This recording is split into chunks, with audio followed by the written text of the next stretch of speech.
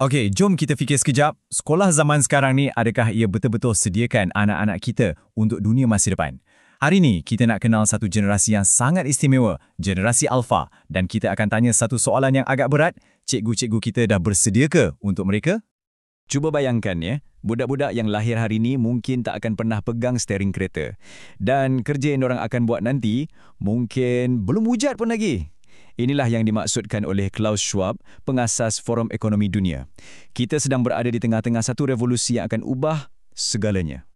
Okey, untuk kita faham betul-betul cabaran ni, kita akan pecahkan kepada 4 bahagian. Mula-mula, kita kenal dulu siapa generasi Alpha.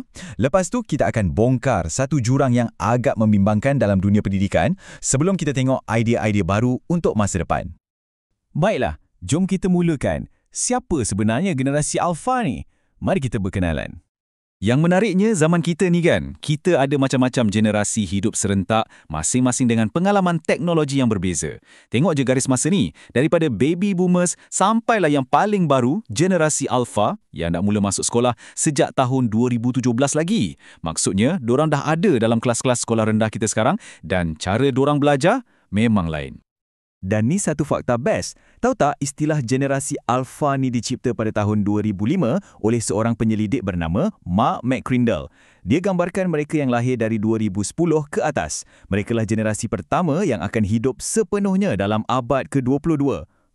Hebat kan? Dan kat sinilah perbezaan paling ketara.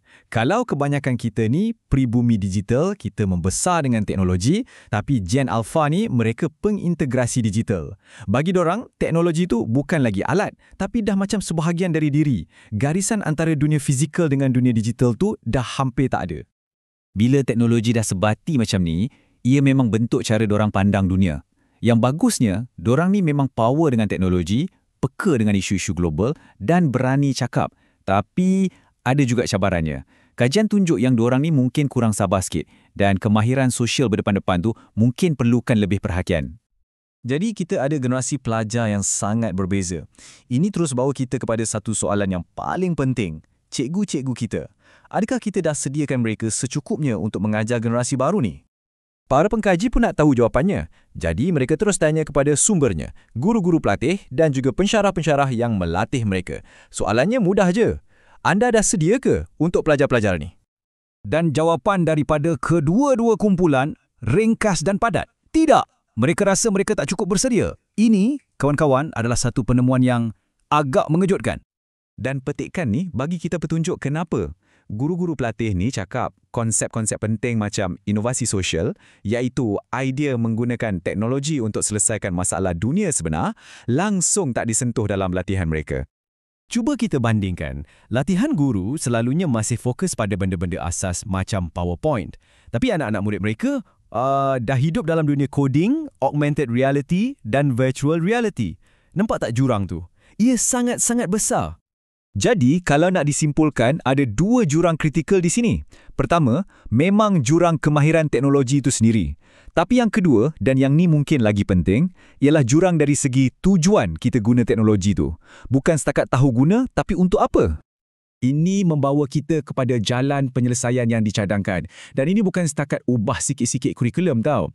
Ini satu seruan untuk kita rombak semula cara kita fikir pasal pendidikan itu sendiri. Konsep kuncinya di sini ialah inovasi sosial. Maksudnya, kita bukan lagi setakat ajar pelajar cara nak guna aplikasi, tapi kita ajar cara nak cipta aplikasi yang boleh bantu bersihkan sungai atau tolong komuniti yang susah. Senang cerita, guna teknologi untuk buat baik. Dan kata-kata dari guru pelatih ni memang kena tepat pada sasarannya. Isunya bukan teknologi semata-mata, tapi tentang kemanusiaan. Macam mana kita nak seimbangkan kepandaian teknologi dengan nilai-nilai murni macam empati dan sikap ambil berat, atau seperti yang disebut Ubuntu. Satu falsafah tentang bagaimana kita semua ni saling memerlukan. Jadi, macam mana nak buat? Kajian ni cadangkan 3 langkah. Pertama, ubah cara kita berfikir. Kita, teknologi dan alam semula jadi ni sebenarnya satu sistem yang saling berkait. Kedua, kita beri kuasa kepada pelajar untuk berfikir secara kritis, berani bertanya dan berani cuba mengubah keadaan. Dan akhir sekali, barulah kita gunakan teknologi sebagai alat untuk merealisasikan semua ni. Okey, teori semua bunyi macam hebat kan? Tapi dalam kelas macam mana rupanya? Jom kita tengok beberapa idea yang lebih konkret.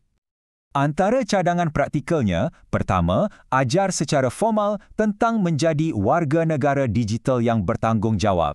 Kedua, masukkan kemahiran-kemahiran hebat macam coding dan AR dalam silibus.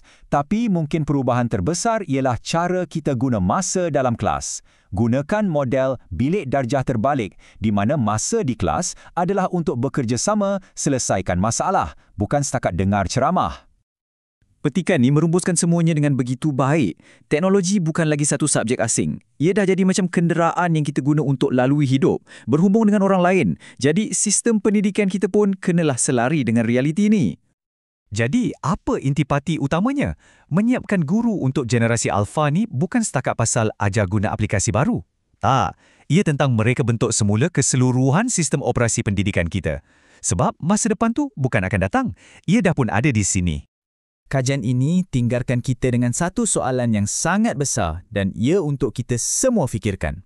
Dalam dunia yang berubah dengan begitu pantas, apakah janji yang sepatutnya kita buat kepada generasi akan datang?